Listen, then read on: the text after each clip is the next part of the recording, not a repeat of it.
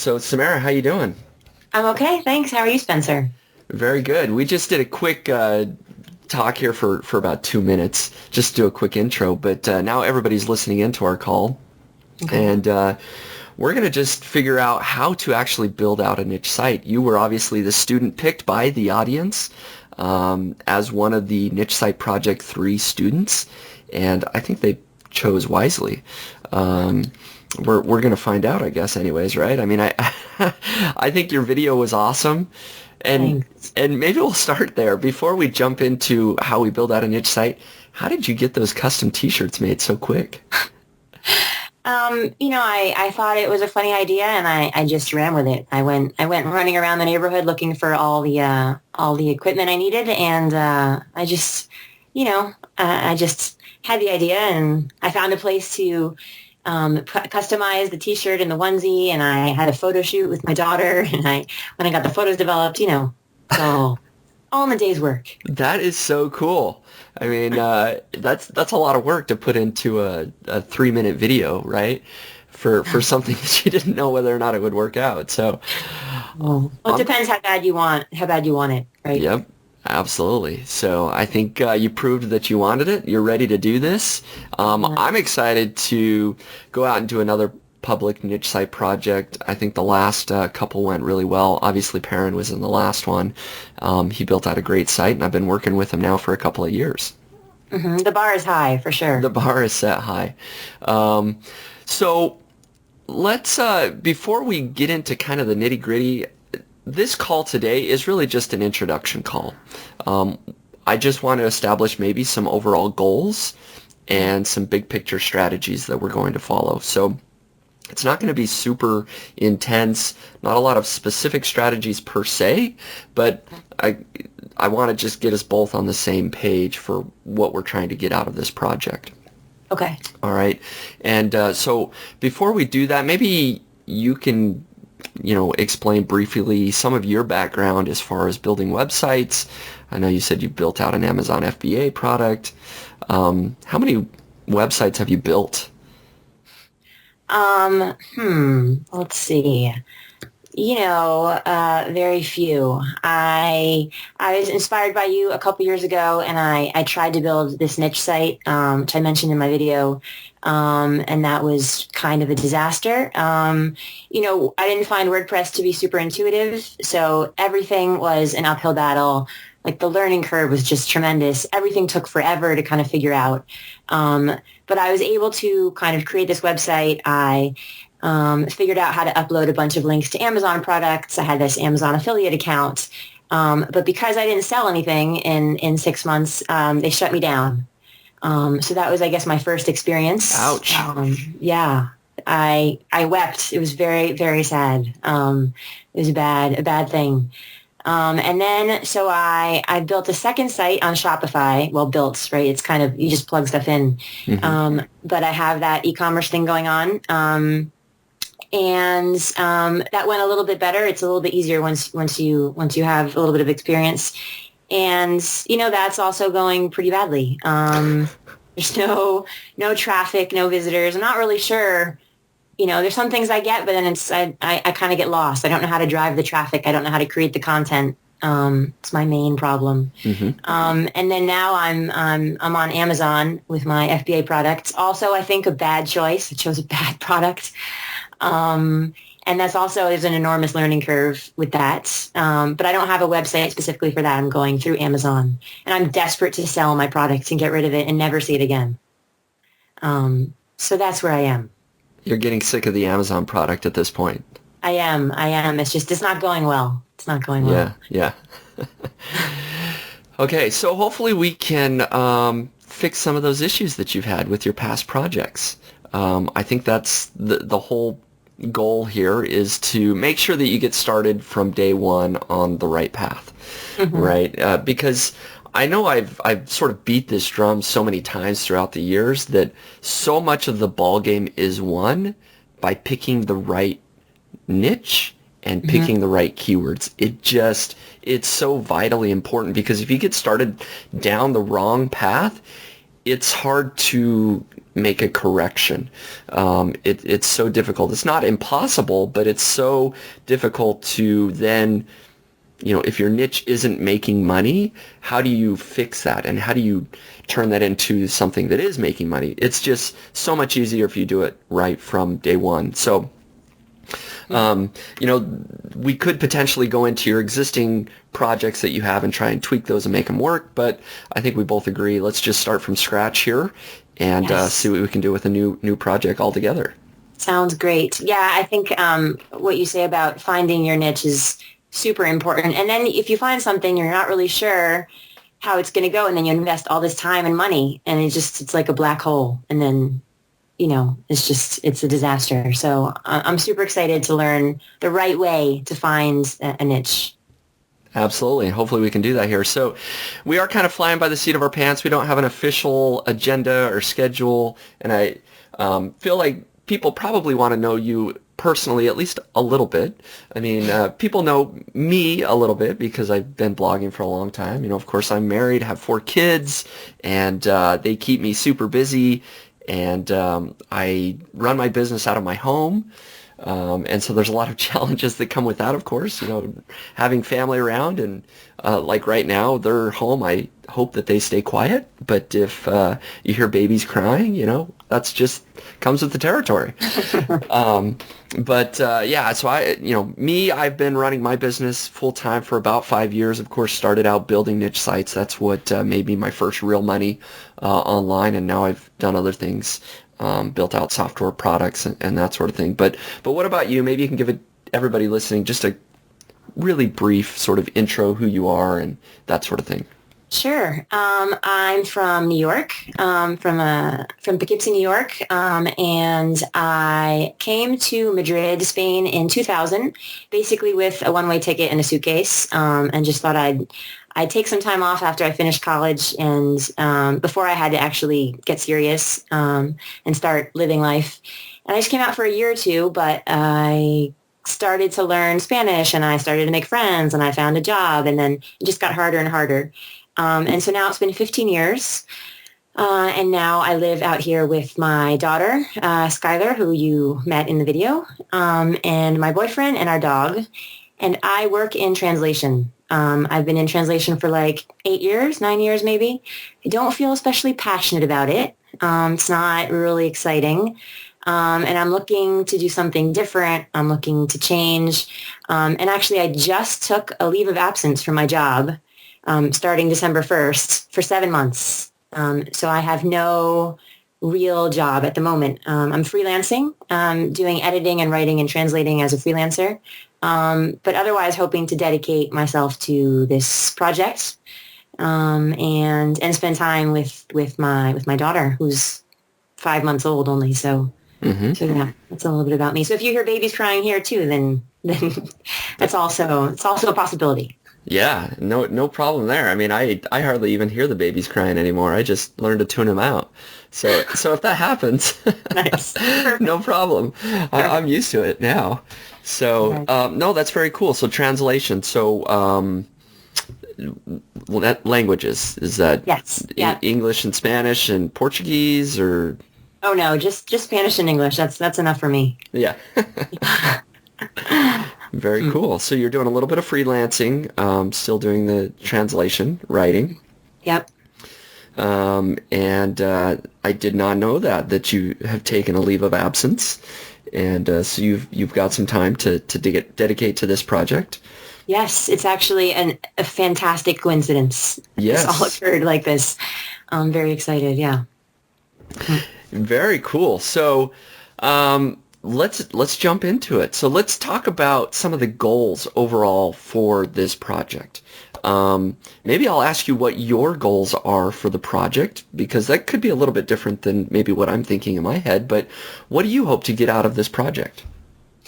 Well, I hope to learn all of the steps to creating a successful niche site and be able to replicate it, right? Mm-hmm. Be able to do it, on my own and know what kinds of things I can experiment with to see, to kind of play around with it, where there's kind of things that have to be done as they are and things where you can kind of take a bit of freedom and do your own thing.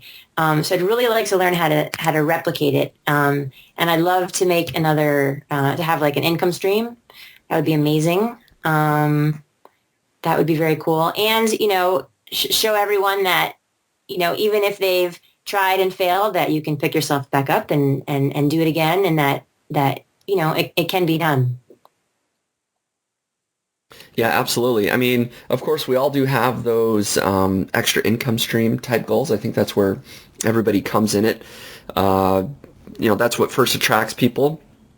But being able to have a system, like you mentioned, to be able to replicate the process, not just once, but depending on how many times you need to, 2 or 3 times, maybe that's all you need to do to have a very successful business. But I think that is important, that hopefully that is a big, huge goal of this project, is to be able to teach those steps that other people can implement into their own business to, build a niche site from scratch. And so certainly, hopefully we can get that, you on that path to being able to do that, but hopefully others listening in as well. As far as just a hard number that we can focus on, $500 in a month is sort of the goal for the project overall, to say this is what we're shooting for, or at least what I would like us to shoot for is, let's get a site up and running, and once it's hit $500 a month, that sort of is like success for us. That's what I would like us to define as success. Certainly we'd like to build it bigger and grow it over time, and it'd be great if it could be much, much larger. But if we can get you a site earning $500 a month, that would be awesome.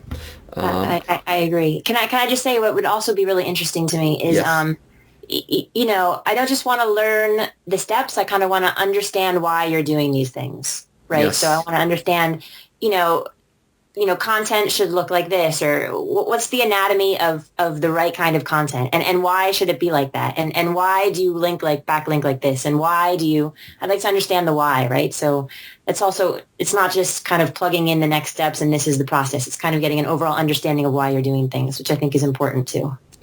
I think that's vitally important. And in fact, I think that goes to the heart of the matter of why a lot of people maybe aren't as successful at building out niche sites, is because they do look for an exact process. And so a lot of people listening in here are maybe waiting for me to give those 10 steps, that if you just follow these 10 steps, you're going to build out a great site. And there really is no magic formula. I think it does come down to exactly what you said, is understanding the why behind this entire process. Because in every niche, in every market, in every site that you build, the steps might be slightly different. You have to be able to kind of think on your feet. And if you understand the process, you can implement the strategies that work best in your particular market or your particular situation. And so I think that's spot on. So please, if there's some step that we try to implement that you don't understand exactly why, let's try to get to the heart of the matter and figure it out. Great. Sounds good. Awesome. So I think that's good for goals, about $500 a month, understanding the process. I don't have an exact time frame. I know in previous project, at least the second niche site project I did, I wanted to be earning, $500 a month after 6 months. That may or may not be the right time frame for us. It's hard to set that, certainly within 12 months, right? Okay. But so I think somewhere between 6 and 12 months is a realistic time frame for when we can accomplish this. And I say that just because Google has changed a little bit. Newer sites do take a little bit longer now to rank. And so if somebody out there is expecting to earn $500 a month after 3 or 4 months, it's probably not a realistic goal to set anymore. Mm-hmm. Okay, so this is going to be 6, 7, 8 months of effort and work, probably before we get a lot of really great traction, and so that's important to realize, I think, here. Okay. So let's talk about an overall strategy, sort of big picture strategy for actually finding a market, finding a niche that we want to go into. All right, so the entire point of a niche site or definition of a niche site is something that is laser focused and is very targeted towards one niche or one market. Okay, that's what the opposing view there is somebody that builds a generalist site that just says, I'm going to build a site, I'd call it whatever you want, some general site that they cover every topic under the sun and they research keywords no matter what the market is, whether that's politics or products or you name it, right? They have it on their site. So that is the definition of a niche site, is that it's very laser focused on one market, one particular audience, right? And that's where we focus all of our research and we try to dominate in that niche. I will say that niche doesn't necessarily mean small. It doesn't mean we're going to build a 10-page website and call it good, right? Back in the day, I did build small niche websites, but I guess now we're building large niche websites. So, if we pick the market of survival knives, like I have done previously, I wrote 150 articles or something like that, right? I mean, wow. We're going to build a large website, but it's going to be focused on one particular niche. Okay. So, the question now is, well, how do we find that market? How do we pick that market? That's the million-dollar question, right? Absolutely. So there's lots of different ways to go about that, and this is going to be your assignment, I guess, today, after this call for the next few days or week, is I want you to brainstorm ideas for markets, for niches that you could go into. Okay. And so there's a few different strategies of how you might be able to do that. Okay, the first strategy is looking at your own interests or hobbies that you have. Okay. And maybe let's talk about that just a little bit. Are there any interests or hobbies that you have? I mean, what are a couple that you have that we don't have to necessarily say this will be a great site, but let's just sort of throw a couple out there so people know what we're talking about. Let's see. Interests. I'm currently interested in anything baby related, right? Yep. So, I don't know if that's a possibility or if that's too broad, or you could say, do I need to say like baby blankets, or, do I have to say something specific, or? Not necessarily. Baby related, it could certainly be a possibility. I might have to think about that to, think about, okay, well, is it, do we also talk about pregnancy, or is it just, do we want to just talk about babies that are under a year old, right? Or there's maybe some different ways that we can tackle that, but that's good enough for now, right? For a brainstorm. So some baby related stuff. Baby related. I love to cook. So kind of anything food related. I like to make kind of Thai food or Chinese food or Mexican food. So I'm interested in that. It's an interest of mine. I go running. I don't run marathons like yourself. But I definitely like to run. I like step aerobics. I'm interested in, let's see. I'm interested in sewing. I wish I knew how to like make my own clothes. I think that might be cool. And I'm just typing these down as we go. Okay. I'm interested in gardening. I live in the city, so it's not something I dabble in or anything, but that's interesting to me. Travel. I love to travel. These kinds of things. Yeah, lots of great interests. Okay. Yeah. Yeah, gardening. I know that sort of city gardening, what do they call it, square foot gardening or something like that, is sort of a hot topic. I've seen some interesting websites on that, so that's kind of interesting. And again, we're not going to pick anything today. We're just going to get the juices flowing a little bit here. Okay. So another place, you don't have to build a site that you per se are passionate about, right? So you don't necessarily have to create a website on something that you do, Okay. cooking, for example. Okay. You can also, there's two sort of prongs to this. It's so important that you at least have some interest in the site, right, in the topic. I think that is important, but you don't run marathons, but potentially you could create a website about running marathons just because you might have some interest there, right? As an example. But you can the other prong is we need to pick a market that has money.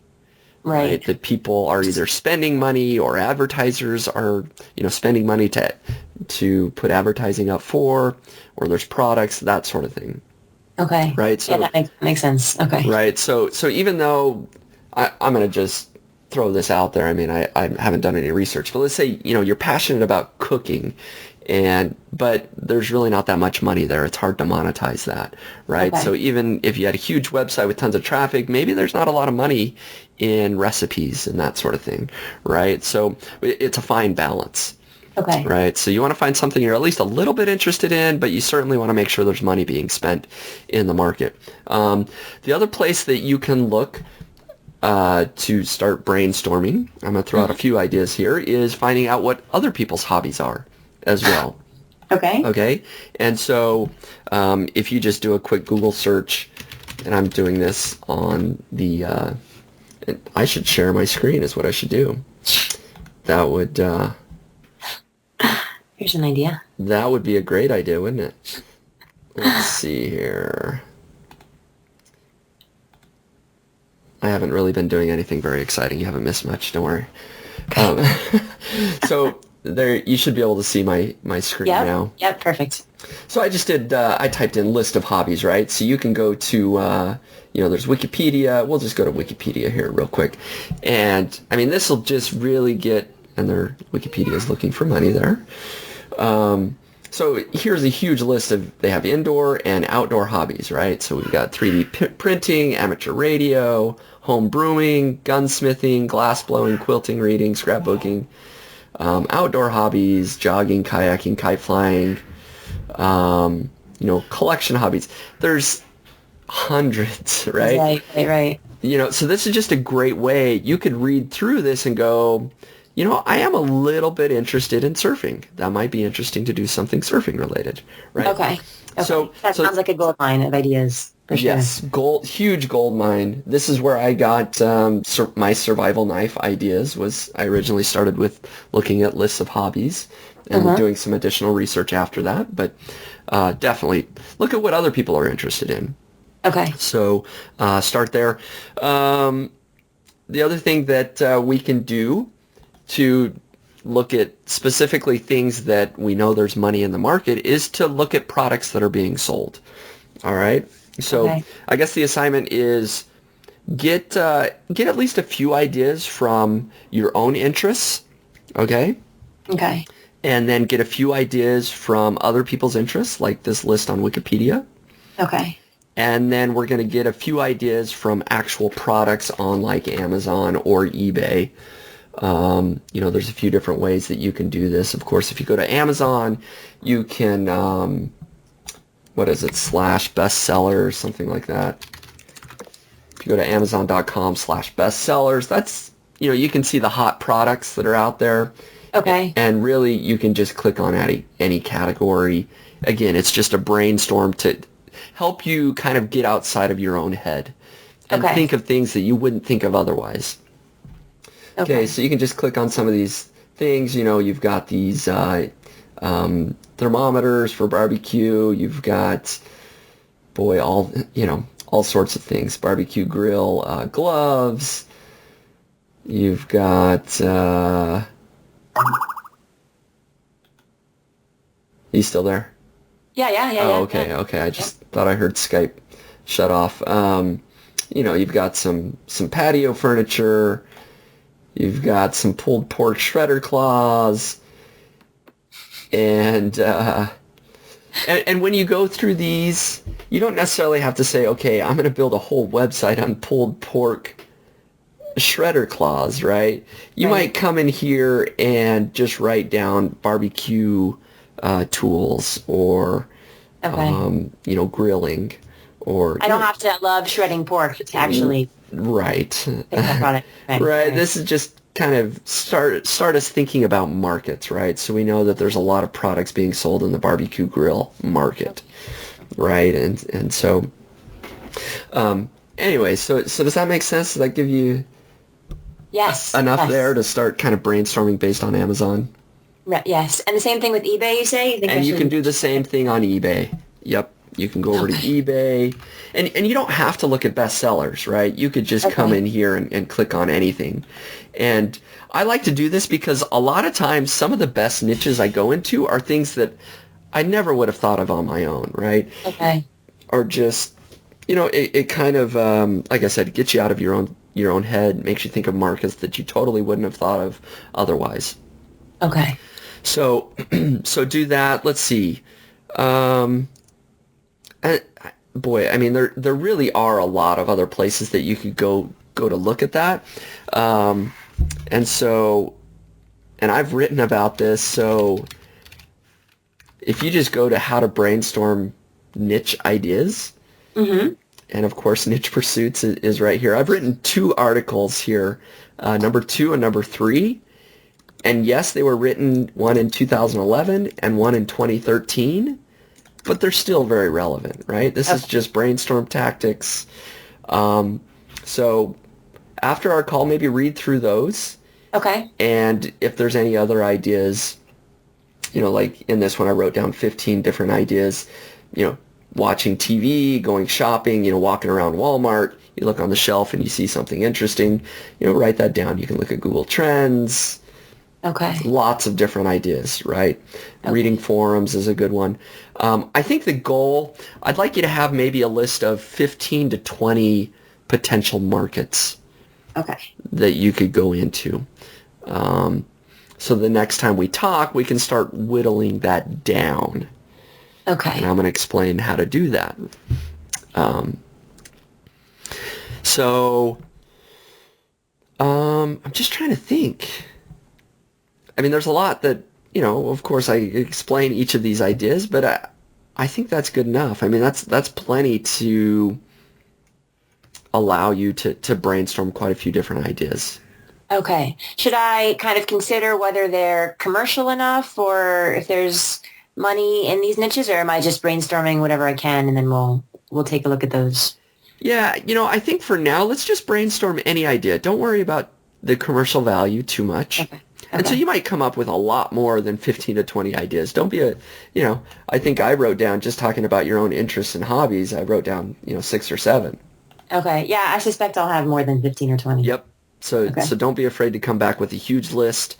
Okay. And then I think that makes sense. I think that'll be good on a call for us to actually do it together so people understand why we're eliminating ideas. And looking at what good ideas are. And if you want to get ahead, I mean, sort of the next steps after this, I mean, if there's a few markets that you feel like, what, I think this is the one, and you want to, jump ahead, Okay. sort of the next step is to figure out if it is commercial, and you can do that within Longtail Pro. I mean, overall, what I want to find once I have an overall market is, are there a decent amount, so let's say 20 to 30 great keywords that are low competition in that market that I think would be worth targeting. And of course, that will be a whole other call and discussion. Okay. But if you want to start dabbling around with Longtail Pro, so if let's pick one of your interests. So, gardening or city gardening. I don't know what it's called, but, let's say city gardening is a thing. Okay. You could punch that into Longtail Pro and figure out, by looking at the keyword competition, are there 20 to 30 decent keywords here that, have some commercial value and might be worth targeting? Okay. Well, I mean, what would be what defines a decent keyword? Like, what am I looking for? Yes, and we will do a whole call on that, Okay. right? All right. But initially, to be honest, I'm not worried about search volume. And that is a Okay. slight shift from the way I used to do things. I used to always say, only look at keywords that got 1,000 searches or more per month. But now, if it gets any searches per month, even 10, right, that is a keyword that we could potentially target. Wow. 10 Yeah. whole searches a month. Yes. And the reason I say that is because I've now had enough experiences to sort of broaden my view, right? Because I wish I had an exact example, but let's just imagine there is a keyword that gets searched for 10 times a month. That exact keyword only gets searched for 10 times a month, but there might be 100 variations, plurals, or a keyword string that's 5 or 6 words long that essentially means the exact same thing, but it's different. Does that make sense? Right? Yeah. And so there might actually be 100 keywords that you end up ranking for with just your one article. And all of those combined very, very often end up having a lot of traffic. So I do have a website where I'm targeting a keyword that only gets searched for 70 times per month, but it gets something like 200 visitors a day, that one article, and it's because of all the different variations. When people type things into Google, there's no rules. They type in whatever they want. And so they end up typing lots of variations that my article ranks number one for. How interesting. And your article that's ranking for all these other keywords, is that intentional on your part, or is that kind of accidental? Because you've written your article and it happens that there are words in there that people are looking for. Well, it's partly intentional and partly just by happenstance. Partly I do know that by including the exact long tail keyword in the title of my article, I'm going to rank for that one plus a lot of variations, plurals and ones that might have one different word inserted, that sort of thing, right? So I kind of know that's going to happen, but the happenstance is that there is just a lot more queries going on than I realized. For that keyword phrase or variations of that keyword phrase. And then, yes, as you mentioned in the article, there are just, perhaps a few other keywords that I mentioned that I wasn't really planning on, and I just happen to rank for those as well. Okay. So I'm not interested in search volume. So much in this initial sort of round here, right? So search volume doesn't matter. To determine commercial intent, you can look at the CPC, so usually something that has 50 cents or more cost per click. There's advertisers there. Spending some money is usually a good sign. And then there is another column within Longtail Pro that shows advertiser. It says advertiser competition, and it can be low, medium, or high. I like to see medium or high in that column. So it's not necessarily your assignment this week to be looking at lots of keywords because, like I said, we're going to talk about that a lot. But if you, after making your brainstorm list and there's a few that you're interested in, you can do some initial keyword research. Just to start looking at that. So I do want to mention, I think you already said that you have access to Longtail Platinum, right? I do, yes. Okay. Yep. So I wanted to make sure that you did have access to that. And then Longtail University, you also have access to? I do. Okay.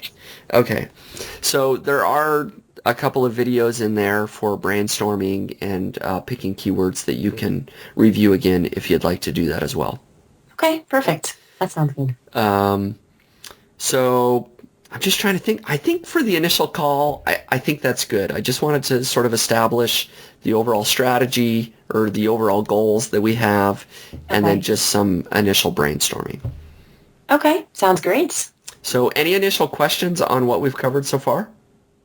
Not at the moment. I'm the kind of person where as soon as we hang up, I'll think, I have these 5,000 questions. So I'll just jot them down maybe and ask you next time, or... No, yeah. I mean, you feel free to Skype me or email me any additional questions. And so we can sort of have the ball rolling continuously here, but maybe on our next call, we'll give an overview of any questions that you had. And so everybody's up to date.